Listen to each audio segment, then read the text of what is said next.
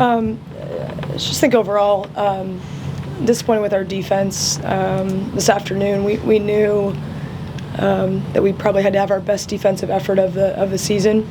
NC State has 5 elite level players who can score at a pretty high clip, and I thought we were a step slow on our scout and just had too many breakdowns. I thought we had some good moments throughout the game as it went on, but overall not enough defensively to stop their big three.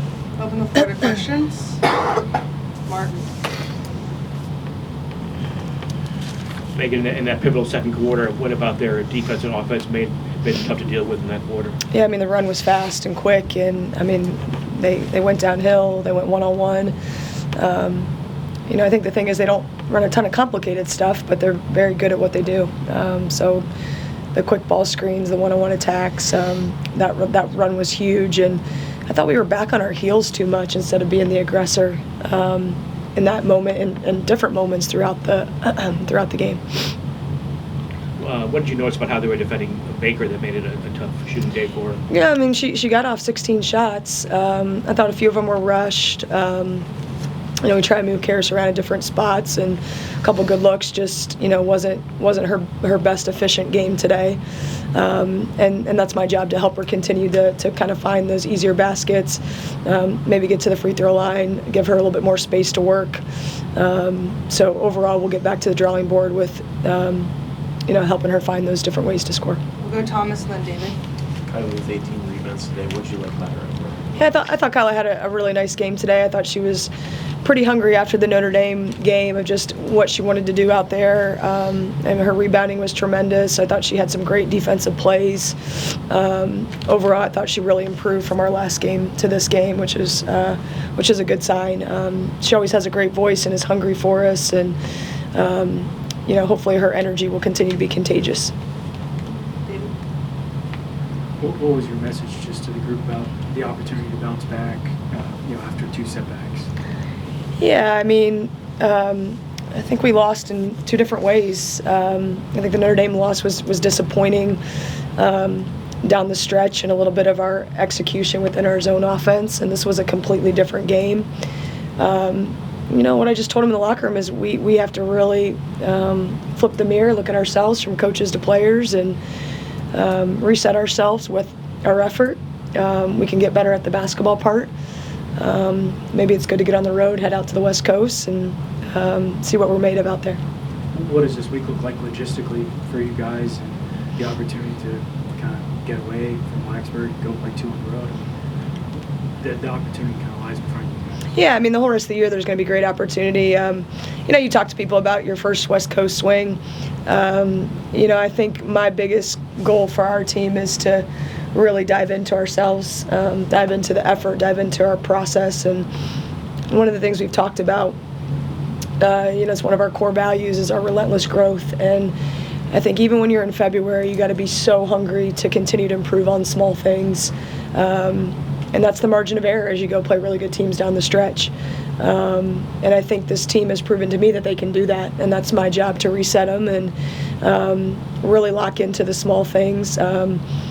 I think the only difference is we leave on Tuesday. Yes. I had to ask my staff who we play first. I'm still so in the moment with stuff. So, but I look forward to it. Stanford's a really good team. Cal always plays well at home. I think we're going to have some great Hokie fans out there, it sounds like. So excited to, like I said, reset ourselves. This one doesn't feel good, especially on our home floor, but to respond and get on the road will be good to see what we're made of. We'll go Mark, and then final question from Thomas. You mentioned all the weapons they have. What were you kind of hoping to do defensively to contain them that just didn't work out today? I felt like we didn't do a lot of what we wanted to do. We'll start with Zoe Brooks. Phenomenal player, one of the best in the country. She just plays with great pace. You can see her handle, the way she can, shift and change directions. Once she gets in the paint, she's like a pro from a standpoint as she can create space. She can stop on a dime.